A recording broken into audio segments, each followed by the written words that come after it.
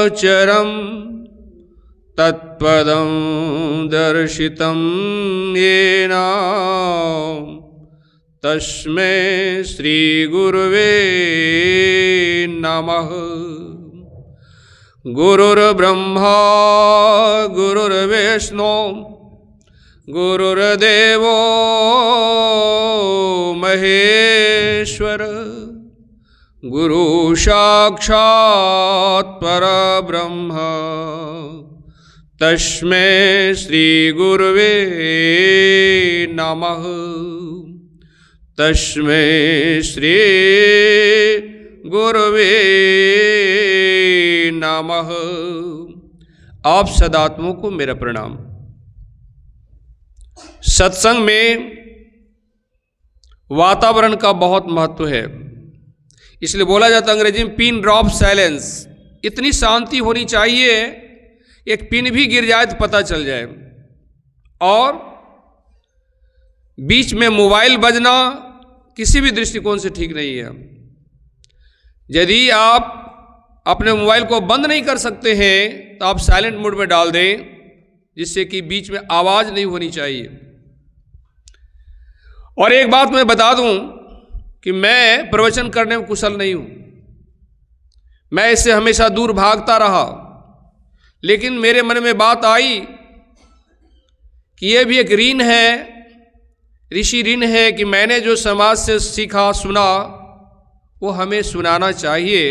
इसलिए मैं बोलने के लिए प्रवृत्त हो रहा हूं। उसको अलग कर दो, अलग अलग बैठो ना। कोई डिसिप्लिन होना चाहिए ना। नहीं आज ठीक कैसे हो जाएगा? इस तरह हम पसंद नहीं करते बात करना। जब से आया तब से वो बात कर रहा है।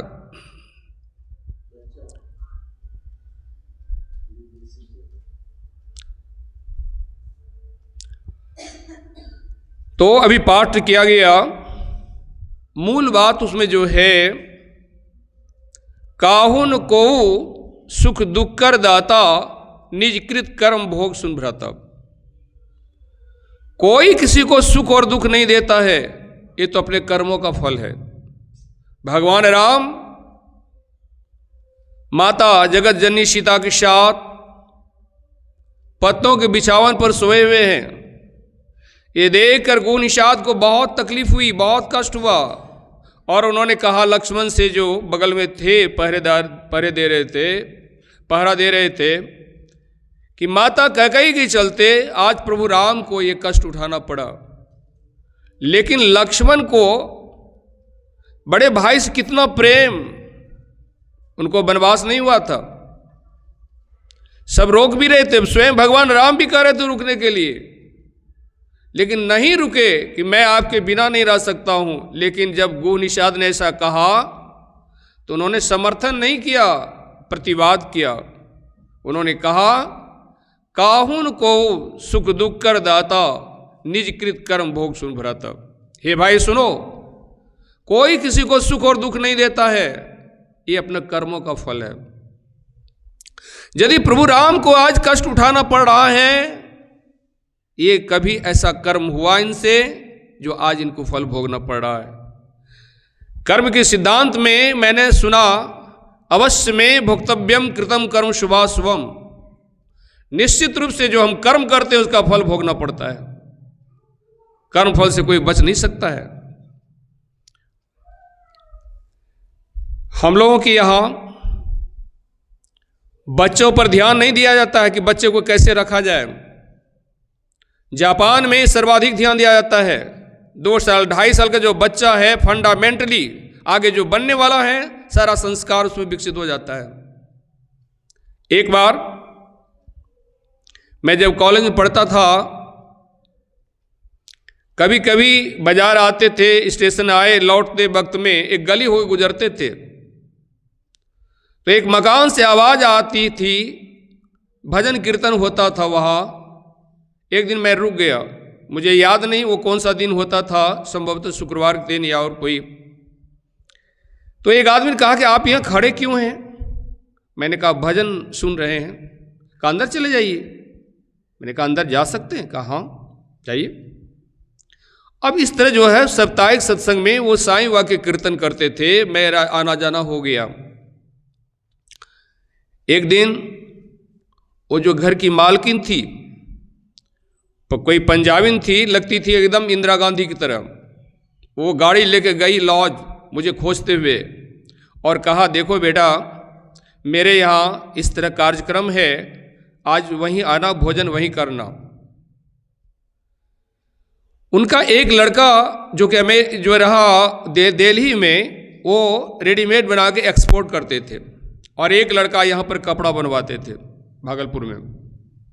तो दिल्ली वाले परिवार लेके आए हुए थे, उनके साथ में एक छोटा सा बच्चा था। उस बच्चे की माँ ने कहा कि देखो जब तक यहाँ कीर्तन होगा, सत्संग होगा, तुम कुछ नहीं बोलना। इस घर के भी बच्चे थे, इस घर के बच्चे उनको मारते थे, तो उन्होंने कभी नहीं कहा कि मुझे ये मार रहा है, बल्कि माँ को टच करते थे, इशारा करते थे, इशारे से बताते कि ये हमको मार रहा है। एक बार कहा कि मुंह नहीं खोलना, एक बार भी मुंह नहीं खोला। ये है अनुशासन। तो मेरे कहने का मतलब ये है, बचपन से यदि अनुशासित ना किया जाएगा तो बातें भले बहुत हो जाएं, लेकिन परिणाम बहुत अच्छा नहीं आता है। यम नियम आसन प्राणायाम प्रत्याहार धारणा ध्यान समाधि, मैं 86 में 85 में मैं कहलगांव गंगा बीच पहाड़ पर रहा हूँ। मेरा संपर्क वहाँ एक स्वामी सत्यानंद जी महाराज बिहार योग विद्यालय के जो संस्थापक रहे, उनके शिष्य प्रहलाद टेकरीवाल से रहा। उनकी ओर से या वहाँ के जो योग प्रेमी थे, उन संस्था की ओर से मुझे भेजा गया मुंगेर आश्रम। मैंने स्वामी सत्यानंद से प्रश्न किया, बहुत लोग अपनी अपनी समस्या बता रहे थे, समाधान खोज रहे थे। मैंने कहा, स्वामी जी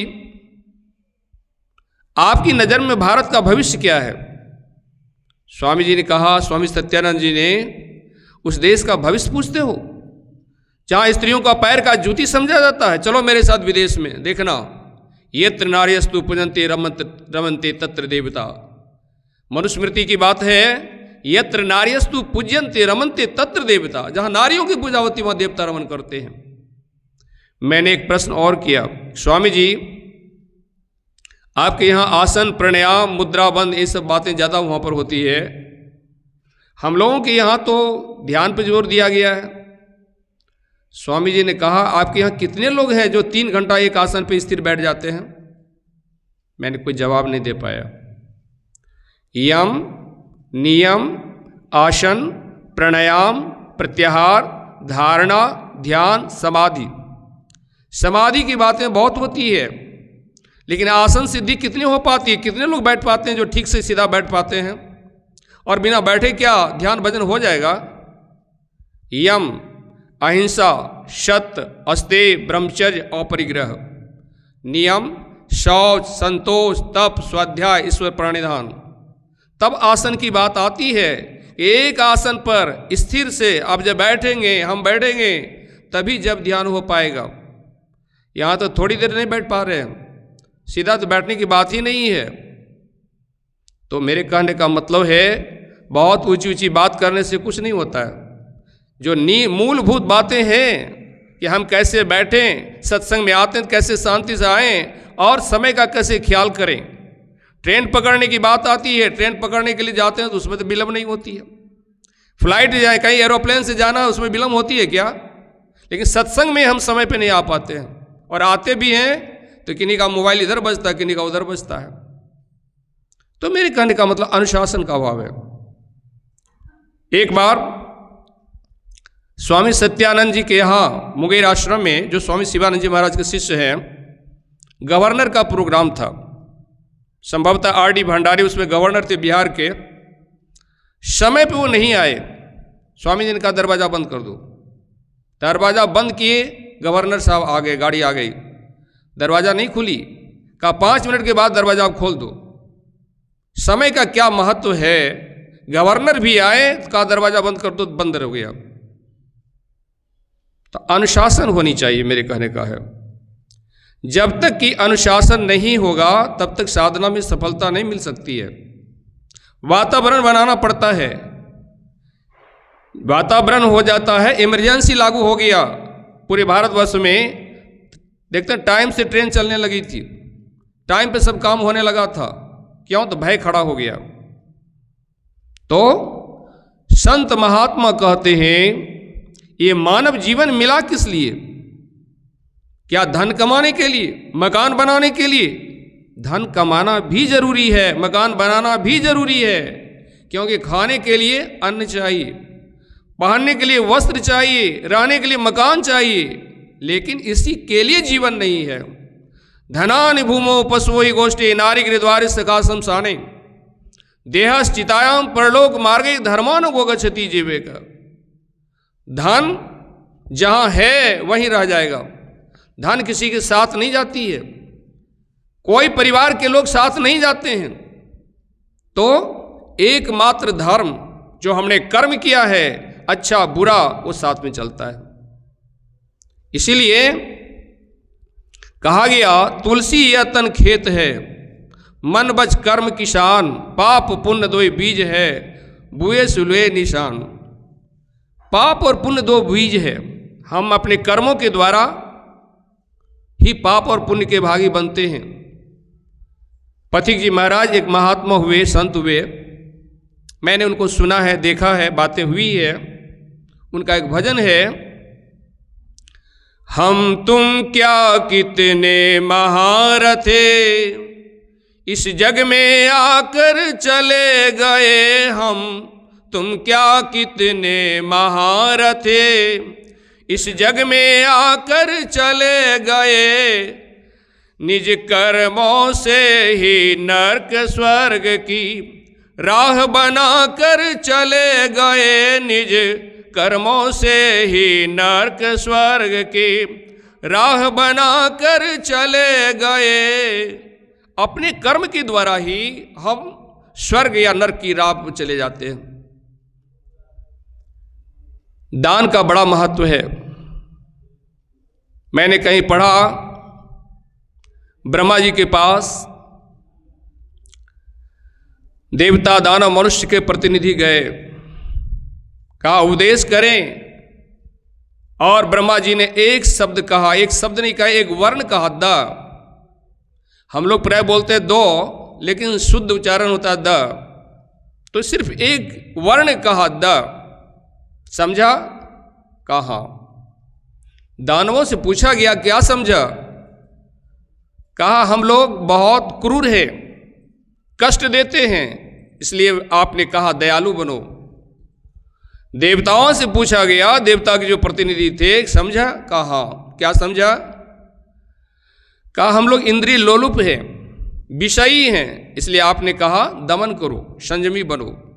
और मनुष्यों के प्रतिनिधि से पूछा, समझा?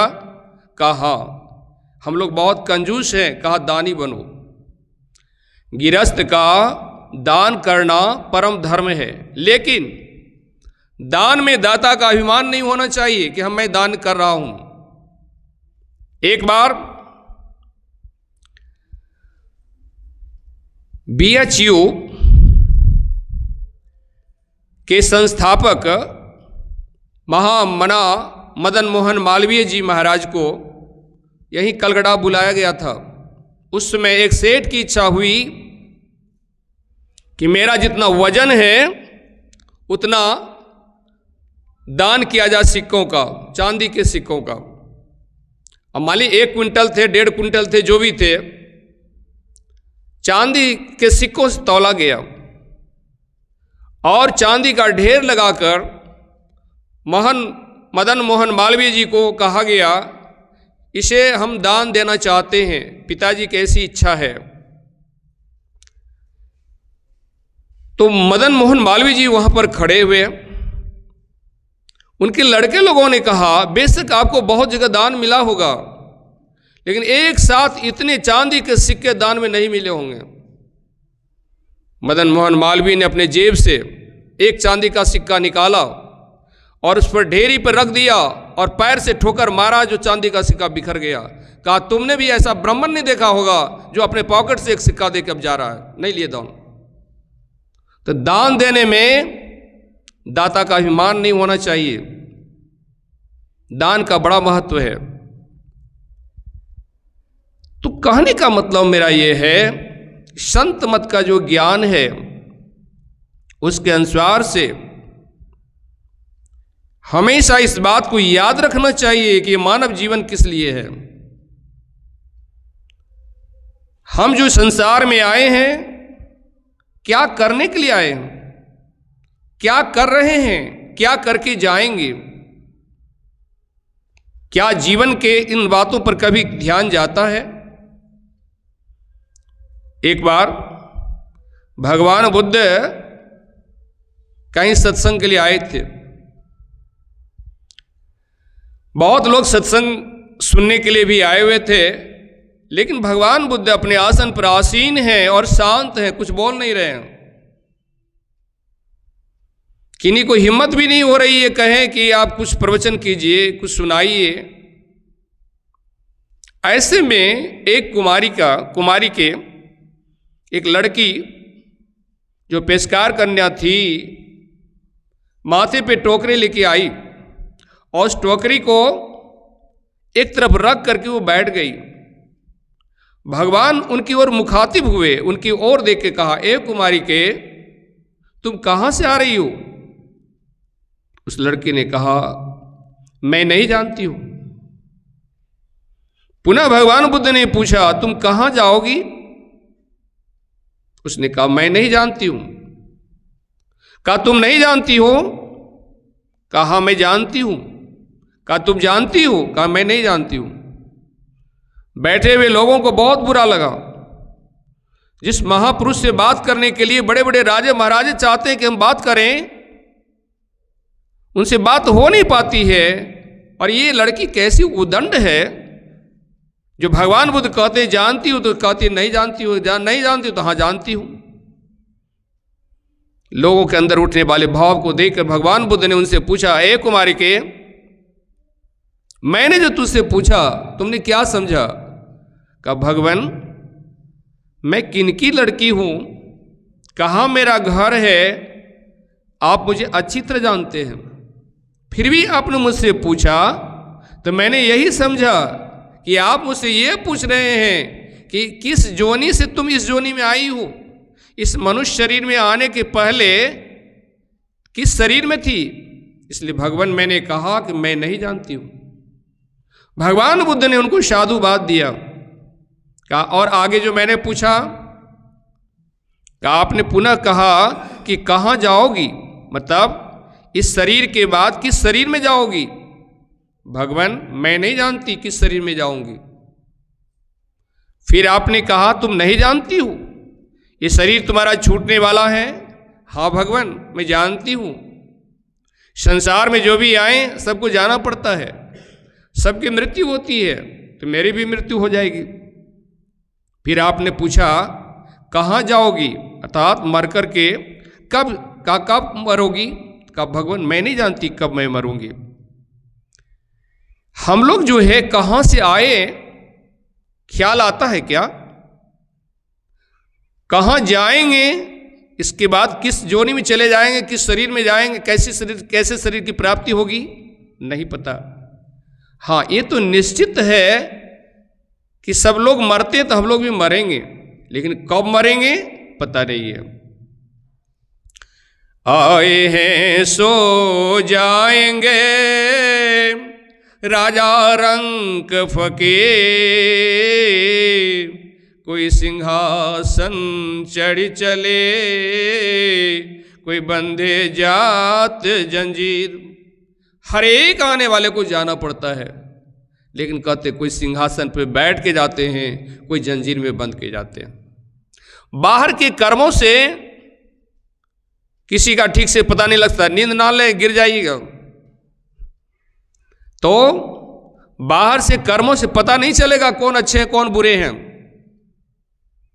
मैंने सुना एक जगह एक महात्मा जी थे, और महात्मा जी से थोड़ी दूरी पर एक बेश्या थी। बेश्या का कोठा था, जब भी कोई पुरुष उधर बढ़ता, महात्मा जी एक पत्थर उठाकर रख देते। इस तरह कई सालों के बाद पत्थर का ढेर हो गया, और तब एक दिन महात्मा जी ने जाके कहा उस वेश्या से, अरे तुमने जो पाप कमाया, तुमको पता है कितना पाप कमाया? देखो, जब भी कोई पुरुष आता है मैं एक पत्थर उठा कर रख देता हूं, पत्थर का ढेर लग गया। वेश्या ने कहा, महाराज धन आप हैं, कितना पवित्र जीवन, दिन रात भगवान की भक्ति में लगे रहते हैं। कहते हैं एक दिन बारिश हुई, बिजली गिरने से दोनों की मृत्यु एक साथ हो गई, और दोनों को लेने के लिए देवदूत और जमदूत आ गए। उस वेश्या को ले जाने के लिए तो देवदूत आ गए, और महात्मा जी को ले जाने के लिए जमदूत आ गए। महात्मा जी बिगड़ पड़े। जमदूतों से कहा, तुम लोगों को जरा सा ज्ञान नहीं है, मैं दिन रात भगवान की भक्ति करता रहा, और आज ले जाने के लिए तुम लोग आ गए, और उस वेश्या को ले जाने के लिए देवदूत आ गए। जमदूतों ने कहा, हम लोग गलती नहीं करते हैं, आप थे महात्मा जरूर, मुंह से भगवान का नाम लेते थे, लेकिन दिन रात दूसरे का पाप गिनते रहे, और वो वेश्या होकर भी आपके जीवन को देख करके उनको लगता था महात्मा जी का जीवन कितना अच्छा है, भले वो शरीर से वेश्या रही, परिणाम आज वो स्वर्ग जा रही है और आप नरक जा रहे हैं। हाँ, आप शरीर से महात्मा थे तो शरीर की पूजा हो रही है, फूल चढ़ा रहे हैं, आपके पीछे जय जयकार हो रहा है, उस वेश्या को देखने वाले उठाने वाले लोग नहीं हैं। तो कहने का मतलब है, इस कहानी के द्वारा ये बोध होता है कि मन से आप क्या हैं, तन से क्या हैं, ये बहुत महत्वपूर्ण बात नहीं है। मन से अच्छे हैं तो आप अच्छे हैं, मन से बुरे हैं तो आप बुरे हैं। संत महात्मा कहते हैं जीवन का कोई ठिकाना नहीं है। मैंने पढ़ा गुरु महाराज के प्रवचन में, इतना सत्संग करो कि सत्संग की हिस्सक हो जाए। हिस्सक ये देहाती शब्द है जिसे हम लोग हैबिट बोलते हैं। तो सत्संग की जब हिस्सक हो जाएगा, आदत लग जाएगी, तो बिना सत्संग किए नहीं रह पाएंगे। इसलिए हम लोगों को चाहिए कि बराबर सत्संग करें।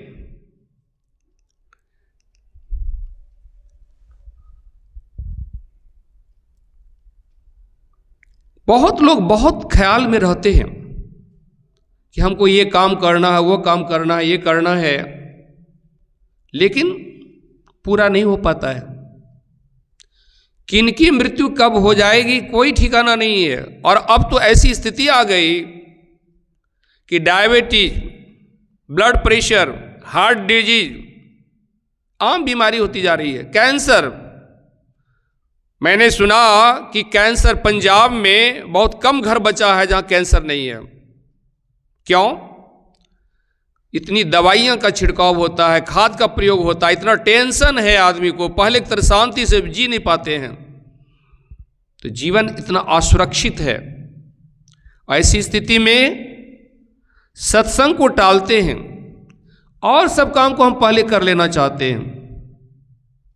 ध्यान भजन, हम लोग का मन हमेशा पीछे हटता है। मन कभी नहीं चाहता कि बैठ के ध्यान करें। बहुत कड़ाई होती है तब लोग ध्यान की घंटी में ध्यान में बैठते हैं, लेकिन उसके बाद पहले भी गप, बाद में भी गप।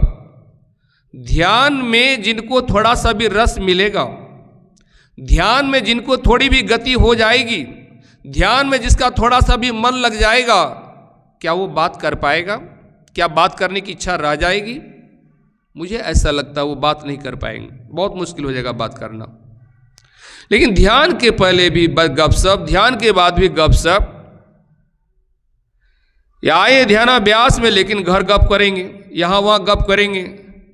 मुझे जाने का मौका तो नहीं मिला, लेकिन मैंने सुना है कि विपश्यना में जो भगवान बुद्ध से प्रेरित होकर वो लोग कार्यक्रम चलाते हैं, वहाँ आप फोन का प्रयोग नहीं कर सकते हैं। जाने के साथ फोन सीज हो जाता है, फोन को जमा करना पड़ता है। दो साधक आपस में बातें नहीं कर सकते हैं, यहाँ तक एक दूसरे को नज़र मिलाने की भी जरूरत नहीं है, आप नज़र नीचे करके रहें।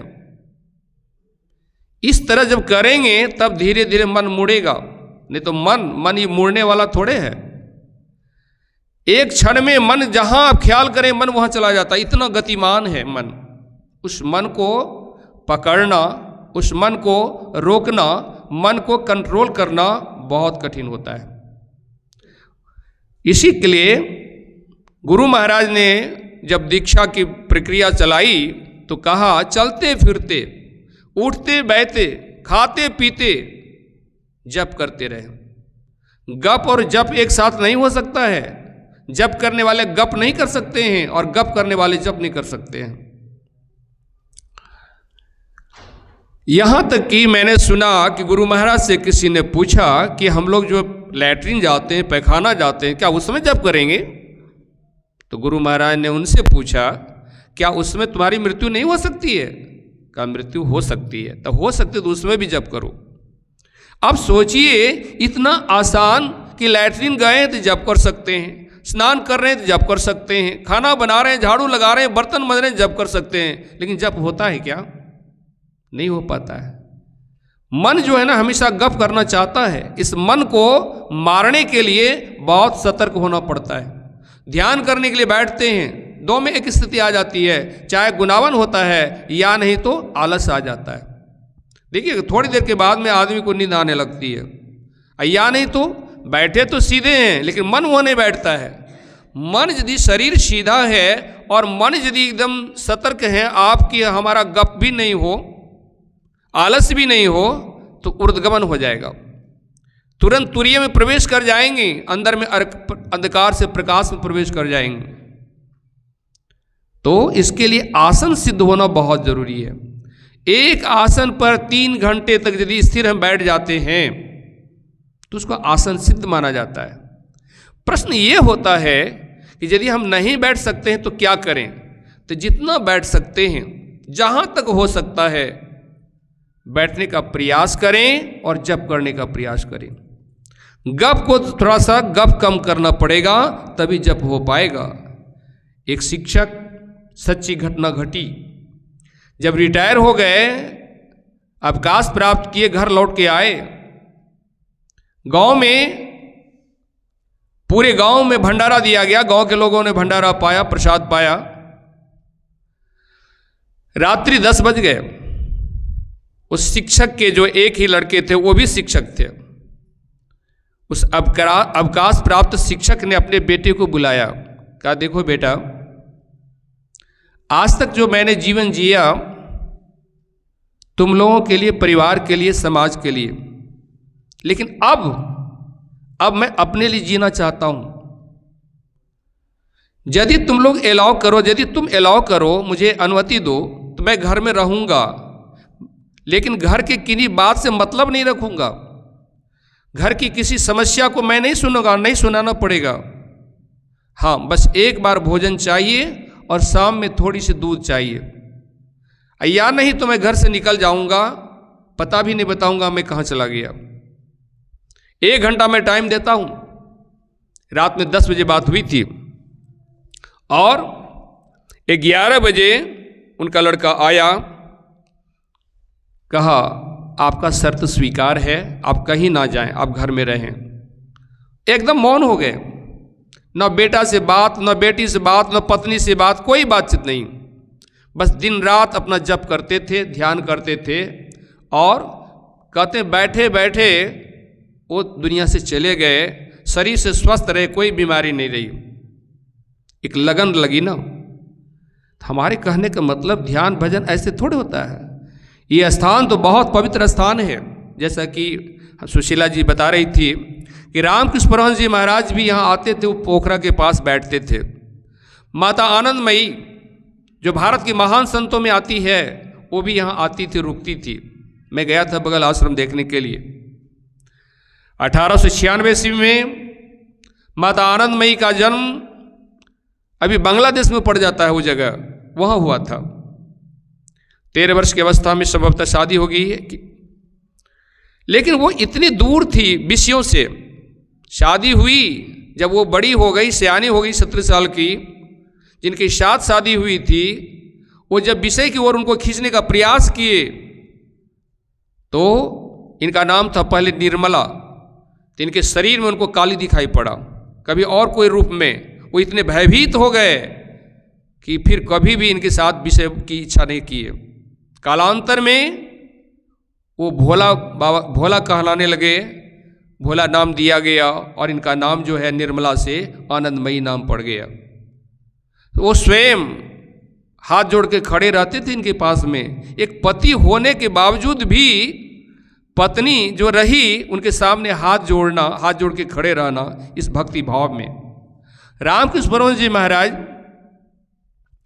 उनकी भी शादी हुई और उनके कथनानुसार शादी हुई है।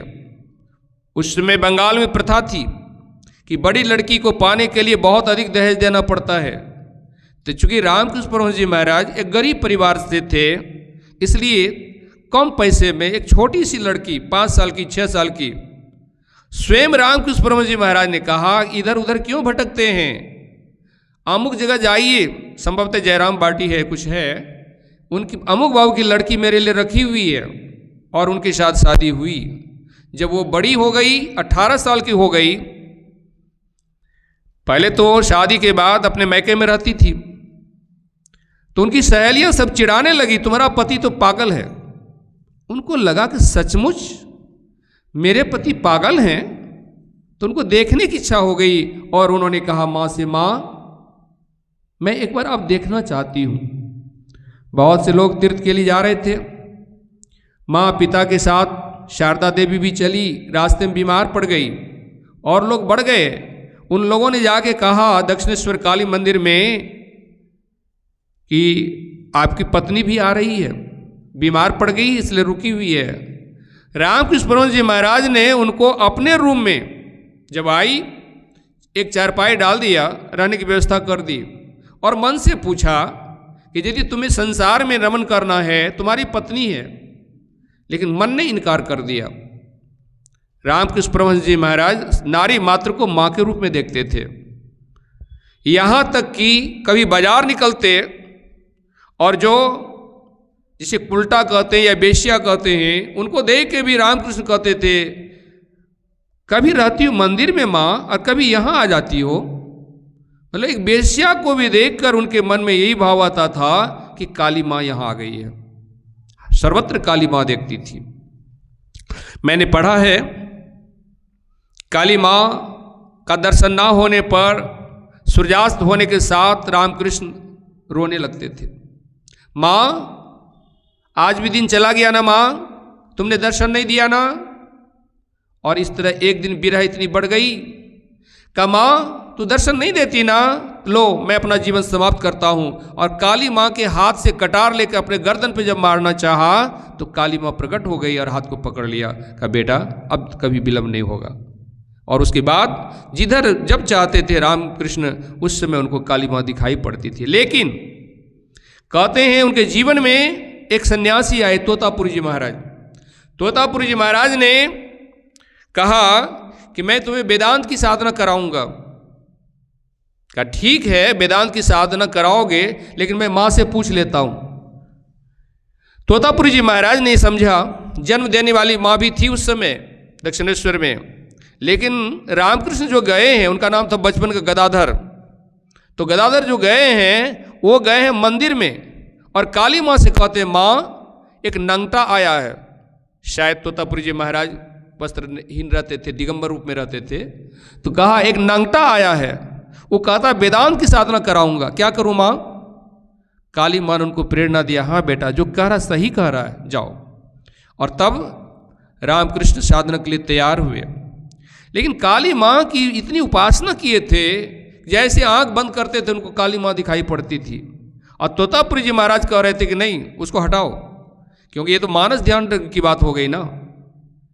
कहा हमसे नहीं हो पाएगा। बहुत प्रयास करते तब भी काली मां प्रकट हो जाती थी। अंत में तोतापुरी जी महाराज ने एक शीशा मिला और उनके आज्ञा चक्र में चुहा दिया। कहा यहाँ पे ध्यान करो और काली मां आए तो ज्ञान की खड़क से उनको खंडित करो। ऐसा किया और तब उनको समाधि लग गई। कहते हैं 3 दिन 3 रात तक वो समाधि में लीन हो गए और परम ज्ञान की प्राप्ति हुई है। गुरु से ज्ञान, गुरु के प्रति बहुत श्रद्धा होनी चाहिए। श्रद्धा नहीं है तो ज्ञान की प्राप्ति नहीं हो सकती है। स्वामी विवेकानंद, जिनका नाम था बचपन में नरेंद्र, उन्होंने कभी गुरु की वैसी सेवा नहीं की है जिस तरह और लोग सेवा करते हैं कि पैर दबा देना है, वस्त्र धो देना है, शरीर की मालिश करनी है। ऐसी सेवा नहीं की थी कभी नरेंद्र ने, लेकिन हृदय से मानते थे, भीतर उनके प्रति बहुत भाव था। अंतिम समय में जब रामकृष्ण परमहंस जी महाराज को गले में कैंसर हो गया, जो गुरु भाई लोग सेवारत थे तो लगता था, कहीं उन लोगों को डर लगता था कहीं ऐसा ना हो जाए कैंसर हमको हो जाए।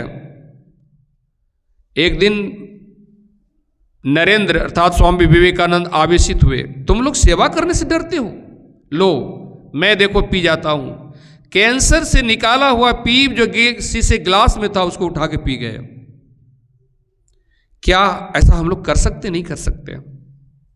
इस बहुत श्रद्धा होगी तभी संभव हो सकता है। तो कहने का मेरा मतलब यह है कि गुरु के प्रति जब श्रद्धा होगी तभी ये जो बात है आज्ञा समना सुसाहिब सेवा, उनकी आज्ञा को मानेंगे। आज्ञा क्या है? सत्संग नित आरु ध्यान नित रहिए करत संलग्न हो, बेविचार चोरी नशा हिंसा छूट देना चाहिए। हम लोग सत्संग करना भूल जाते हैं, ध्यान करना भूल जाते हैं, लेकिन मुसलमान भाइयों को देखिए, चाहे कितना जरूरी काम है लेकिन नमाज नहीं छोड़ सकते वो। गरीब से गरीब व्यक्ति भी नमाज के समय में वो नमाज पढ़ते हैं। तो कारण क्या है कि हम लोगों में दृढ़ता नहीं है। यदि बच्चों को बचपन से शिक्षा दी जाए, उसको बिठाया जाए, तो ध्यान में बैठना आसान हो जाएगा। रामकृष्ण परमहंस जी महाराज कहते थे, बुद्धि की शाखा खुलने के पहले बच्चों को ध्यानी बनाओ। 12 साल 13 साल का जब हो जाता है बच्चा, बुद्धि का विकास होने लगता है, धीरे धीरे उनका मन बुद्धि सब आउट ऑफ कंट्रोल होने लगता है, तो उसके पहले ध्यान में बिठाओ। और इसके लिए माता को पहल करनी पड़ेगी। रामकृष्ण परमहंस जी महाराज से पूछा गया कि बच्चों की शिक्षा कब शुरू होनी चाहिए? का जन्म से 20 साल पहले। बच्चे का जन्म भी नहीं हुआ है और कहते हैं 20 साल पहले उनकी शिक्षा शुरू होनी चाहिए। क्या ये संभव है? कहने का भाव है कि 20 साल की कोई युवती होती है तब वो माँ बनती है। बच्चों को शिक्षित करना है, बच्चों को संस्कारित करना है, तो पहले उनकी माँ को संस्कारित करना पड़ेगा। भारत में एक ऐसी नारी हुई माता मदालसा, जिनके सारे बच्चे ब्रह्मज्ञानी हुए हैं। क्यों? वो स्वयं ब्रह्मज्ञानी थी, बच्चों को लोरी सुनाती थी। शुद्धोषि बुद्धोषि निरंजनोषि संसार माया परिवर्जितोषि संसार स्वप्नम त्यज मोह निद्रा मदाल सावाक मुवाच पुत्रम। हे पुत्र, तुम शुद्ध हो, तुम बुद्ध हो, तुम निरंजन हो, ये संसार माया है, इसमें नहीं पढ़ना बेटा। परिणाम, चारों बेटा ब्रह्मज्ञानी हुए थे। 3 बेटा पहले ब्रह्म विरक्त हो गए, चौथे बेटे राजपाट में रहे, बाद में वो भी विरक्त हो गए और ब्रह्मज्ञानी हो गए। सत्संगत्वे निसंगत्वम, निसंगत्वे निर्मोहत्वम, निर्मोहत्वे निश्चलितत्वम, निश्चलितत्वे जीवन मुक्ति। सत्संग से निसंगता आती है, सत्संग से वैराग होता है। परिवार में रहते हुए भी परिवार से यदि आसक्ति है, ध्यान भजन नहीं हो सकता है। क्या परिवार में रहते हुए निरासक्त हैं? क्या उनको थोड़ी देर के लिए भूल पाते हैं? नहीं भूल पाते हैं, तो फिर ध्यान कैसे हो पाएगा? इसलिए आदिगुरु शंकराचार्य ने कहा सत्संगत्वे निसंगत्वम। सत्संग जहां होगा वहां वैराग तो आना ही चाहिए, निसंगता होनी चाहिए, डिटैचमेंट होनी चाहिए। तो ये प्रकाश जो हम देखते हैं, इसके आविष्कारक थॉमस एल्वा एडिसन हुए हैं। कहते हैं कि बचपन में जब पढ़ने के लिए वो उनको भेजा गया, जिस विद्यालय में पढ़ने के लिए गए, वहां के शिक्षक ने उनको स्कूल से निकाला था। लिखा था एक पत्र का, इस पत्र को तुम अपनी माँ के हाथ में देना। स्वाभाविक है, बच्चा पूछेगा पत्र देने के बाद, माँ पत्र में क्या लिखा है। माँ बहुत समझदार थी, माँ ने वो नहीं कहा जो लिखा हुआ था। माँ ने कहा, बेटा इसमें लिखा है आपका बेटा बहुत प्रतिभाशाली है, हमारे यहाँ के शिक्षक उनको नहीं पढ़ा पाएंगे, इसलिए आगे उनको नहीं भेजिएगा। बच्चे का कॉन्फिडेंस जगा, आत्मविश्वास जगा कि मैं इतना तेज हूँ कि वहाँ के शिक्षक पढ़ा भी नहीं पाएंगे हमको। अब माँ ने कहा, बेटा कोई बात नहीं, मैं पढ़ाऊँगी। आगे चल करके वो महान वैज्ञानिक बने एडिसन साहब। माँ गुजर गई है, देश विदेश में अब उनका नाम हो गया है। एक दिन घर के उस अलमीरे की सफाई कर रहे थे, वहीं पर वो चिट्ठी मिली जो वहाँ के शिक्षक ने लिखा था। उसमें लिखा था, आपका बेटा बहुत मंद दिमाग का है, इनके आने से हमारे विद्यालय के अन्य बच्चों पर बुरा प्रभाव पड़ेगा, इसलिए आप उसको ना भेजेंगे। लेकिन माँ ने क्या कहा? माँ ने कहा कि बेटा उसमें लिखा है बहुत प्रतिभाशाली है। परिणाम वो प्रतिभाशाली हो गया। लेकिन आजकल माँ क्या कहेगी? एक कुत्ता का बच्चा, एक सुअर का बच्चा। अब बताइए, उसको कुत्ता का बच्चा कहते तो आप क्या बने? कुत्ता तो बच्चा तो बाद में होता है ना, पहले तो माँ बाप ही कुत्ते हो जाते हैं। तो बच्चों को कैसी बात बताएं, इसके लिए माँ को बड़ी समझदारी होनी चाहिए। नरेंद्र जब बच्चा था, मुश्किल से 5 साल का, माता भुवनेश्वरी देवी के साथ गांव में कथा में गया था। कथावाचक सुना रहे थे कि एक छलांग लगा के हनुमान जी समुद्र पार कर गए। इनसे नहीं रहा गया, ये धीरे धीरे आगे गए। पंडित जी हनुमान जी कहाँ मिलेंगे? क्योंकि नरेंद्र बचपन से खोजी थे, किसी बात को यूं मान लेना उनका स्वभाव नहीं था। कथावाचक ने हनुमान जी मिलेंगे केला बागान में। सत्संग से वो निकल गए, कथा से निकल गए, चले गए केला बागान, खोजने लगे।